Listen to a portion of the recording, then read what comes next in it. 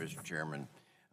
This now is the 13th hearing we've had out of those 47. 2 hours ago, we heard this is the 47th hearing we've had on infrastructure, and this is the 13th dealing with grid resiliency regarding the infrastructure. We've heard a lot of good solutions over those 47, and clearly we have a growing problem with the adequacy of our energy infrastructure and the grid that's been at risk.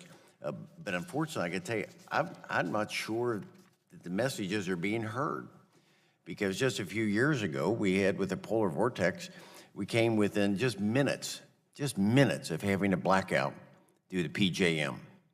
PJM was reporting that. And now, ISO is just, of New England, has just come out with a very well-documented report that says the possibility the power plants in the New England area won't have or be able to get the fuel they need to operate. And they claim in their quote was, "This is the foremost challenge to a reliable power grid in New England." And then further in the report, it says New England has a better than 80% chance of a blackout in the next bad weather storm. But in the meantime, New England is becoming increasingly reliant on Russian LNG to be able to satisfy their energy demands instead of using American energy. So if we're truly committed as a country for energy dominance, what are we doing about it? Are we listening to the hearings that have been taking place? And then one that particularly disturbs me is that New England is apparently importing subsidized Canadian electricity at the expense of American jobs. 80 or 73 gigawatts of power coming in from Canada. I've got to think that the impact of that, instead of having the jobs we could have as a result of that, nearly 100 coal-fired or nuclear or wind or solar, the equivalent of power plants, we could have those in America instead of importing from others overseas or from Canada. I don't understand why the governments in the New England area are withholding permits to be able to build pipelines so that we could use American power, America resources to be able to do that. As a result, we seem to be prematurely closing a lot of our coal and nuclear power plants, unnecessarily so. So I think we have to be careful. And I hope that these hearings will underscore that.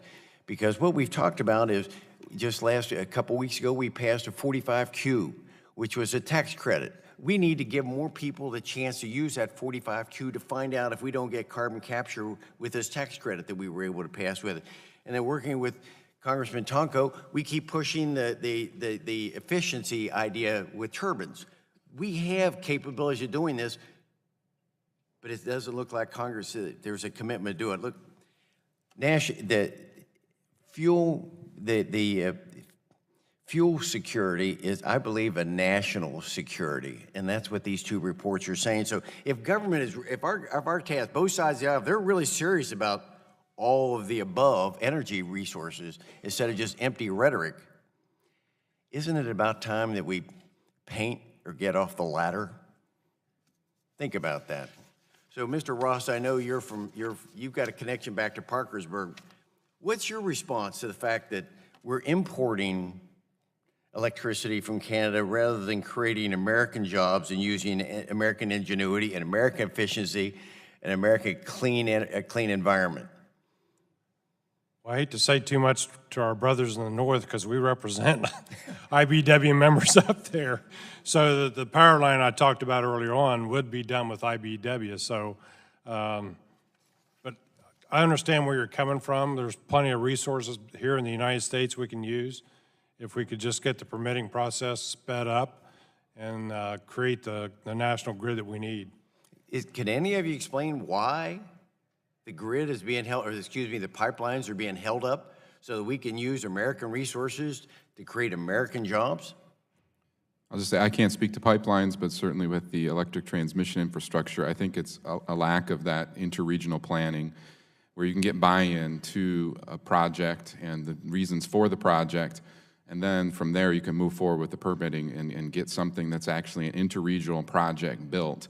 Until you have the impetus behind a project, it becomes very difficult to cross state lines, and especially multiple state lines, where there's going to be winners and losers between those two areas, unless you have a project that has some sort of ultimate approval that's going to proceed and move forward. I know I'm running out now at times over, but I find it just offensive that, according to this article, Bloomberg article, that we're importing natural gas from Russia instead of using our own supplies, especially with all the gas that we have discovered in America that makes us such a large producer. I hope that we can reverse that. I yield back.